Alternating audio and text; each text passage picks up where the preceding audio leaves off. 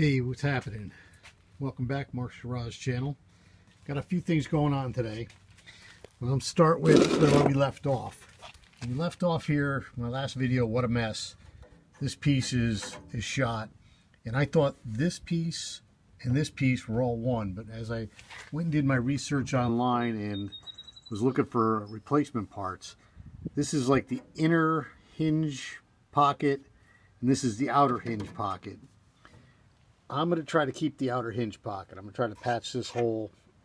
There's one around the back side here where it joins up with the inner. I ordered new inners from American Metal something, AMD, and American Metal Direct, that's it, AMD.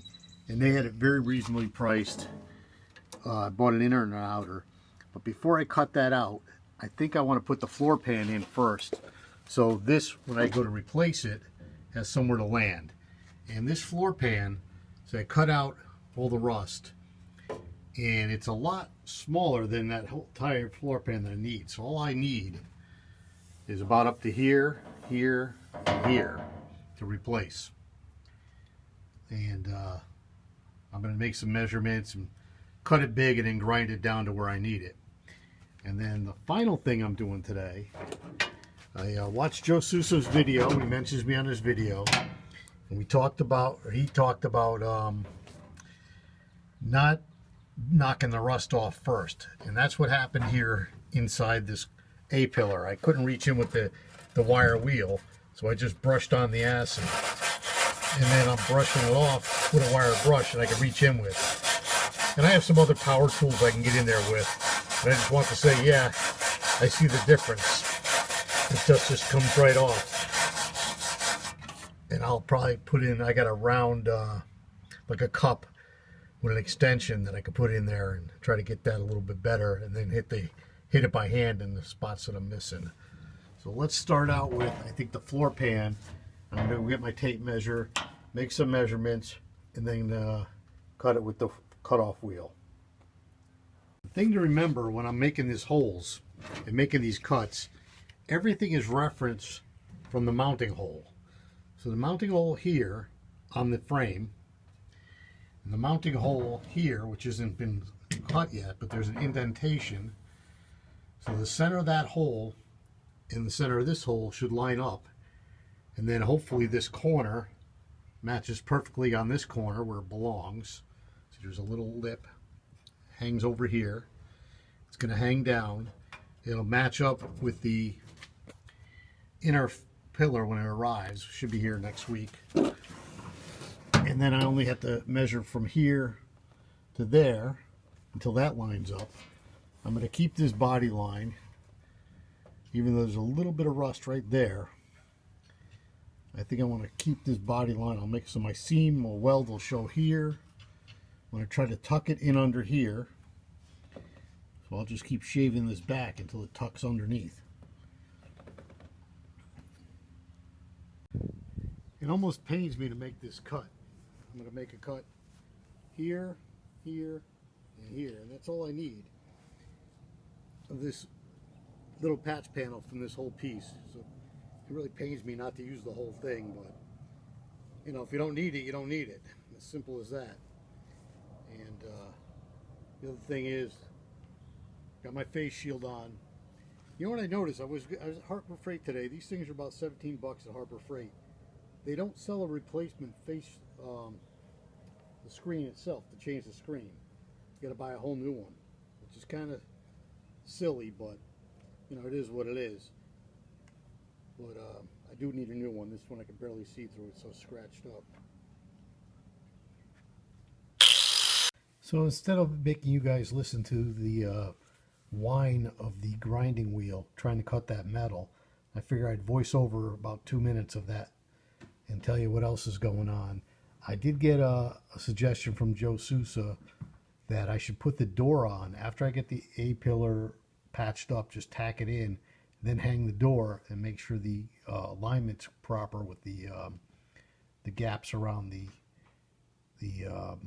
door. And if it's right, then take the door off and weld everything in tight. So I might be doing that. Cut all the way. You know what? I think I'm going to cut the center of this this body line. I could always make it smaller, but that's a good reference point. Cut off of that. And then something I noticed is, see how this lip is bent up? On the original body line, it's bent down. So I wonder if I'm gonna have to hit that, put that in a vise and bend it over, or just cut it off and use body sealer after I weld it in place. Well, let me get this second cut done. I'll tell you though, putting those doors on, they're heavy doors, and if I'm thinking, I'm afraid they're going to move the A-pillar out of alignment if it's just tacked in. So I'm nervous about doing that, but we'll see how that goes. Plus I got to see about rebuilding those hinges. I think they're pretty tight. I kind of checked them for play when I took them out, but they should be okay. So that'll be something in the future. Just you know, I got a lot to do on these this rust repair first before I get to that.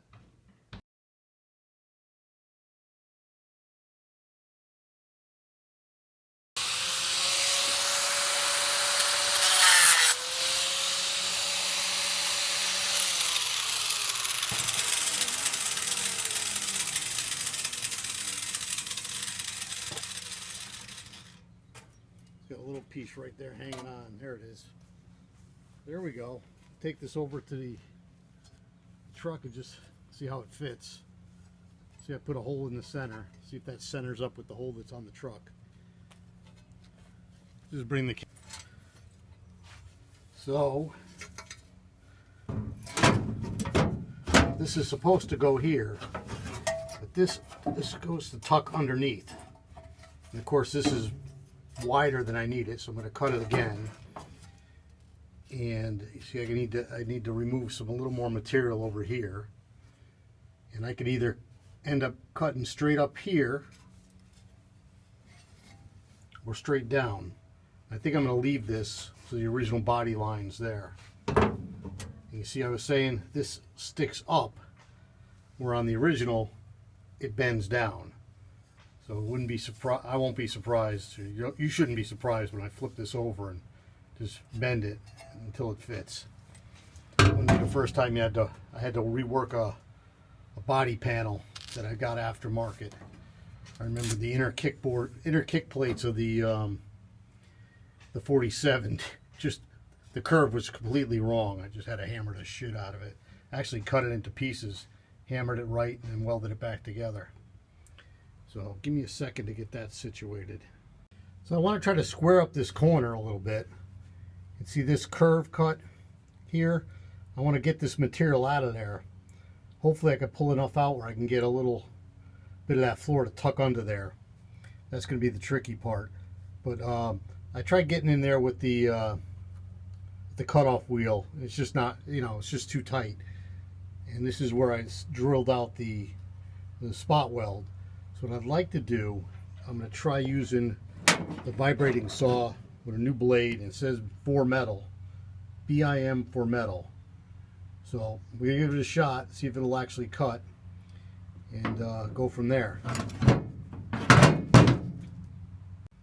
Oh, you missed that whole thing. It cut perfectly. I made one cut here, and now I'm going to try to remove this material here. Before I do that, I'm going to try to grab it with the pliers and see if it'll just pull out. I don't know how much the overlap is, or if there's a resistance weld in here somewhere. I think I feel a dimple there, but I can't really see it, so it's hard to tell. I crawled underneath the truck to see what I'm dealing with, and what it really is this floorboard, the lower floorboard, comes down and then has a return that faces straight down, and then the upper floorboard goes above it. So the right way to do this, if you know, a full concourse restoration, you'd take out the entire floor, upper floor, and then take out the entire lower floor, treat all this rust, and then put it all back together again with new parts, or the old parts, I guess, if you wanted to. I ain't going that far. I just want to clean up this edge right here where I can get the new lower floor to just kind of dive in underneath that. And I'm pretty sure I could do that, clean that up pretty good with the chisel. I've been trying to saw at it from underneath with the oscillating saw. I could reach up and try to cut at the back side of this. I don't know that it's going to work, but that's what I've been doing. So I cleaned up this corner. I got this lifted up a little bit where I can get something under it. And now I'm trying to fit up the panel itself. You can see I ended up opening up the hole so I can line it up. The hole's got to line up with the hole under it. You see, I can point that down there. Of course, you don't see the hole now, but it falls into place. There it is. Well, yeah, there it is, straight down. You can see that. I ended up cutting off the right side, that flange that pointed up. The flange needs to point down, and I don't know if you can see it in this light, but there's a seam right here. So that seam bends down, and then this body line's right inside the other body line, which is perfect. So now it's really lining it up pretty well for an aftermarket piece. Let me get this down here so you can see it. Body line lines up. Even lines up on this one that I partially cut away.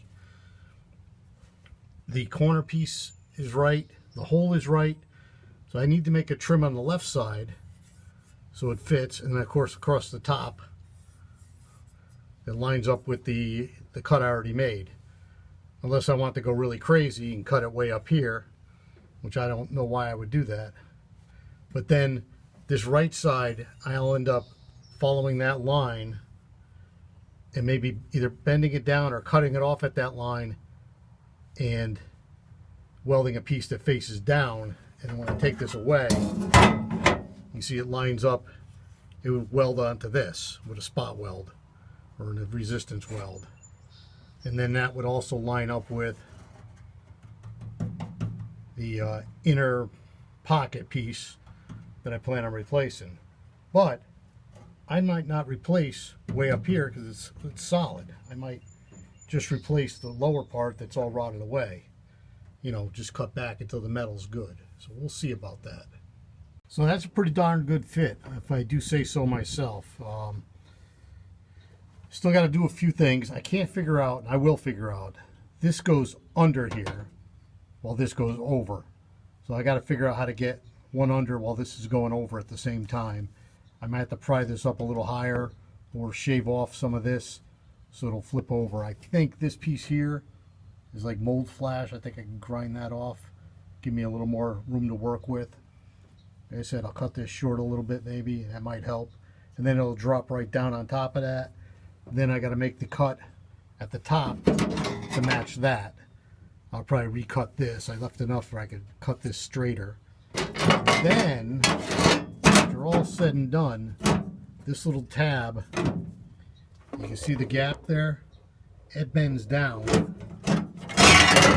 and it runs down this way, which completely rotted away. And in there, you see that light, daylight, that's missing. I got to patch that up from the other side. And yeah, it's coming along. A lot more work than I bargained for. You know what? I'm very confident after I did the 47. And you know, how does a lion eat an elephant? One bite at a time. So this is just a small bite I'm taking today, and I'll take another bite tomorrow. Hopefully, there's actually a car show this afternoon, but it looks like it's going to rain, so I'm probably going to skip it and stay here and keep working because I'm on a roll now. But if I tack this in today, I'll film it and show it to you again. If not, thanks for watching.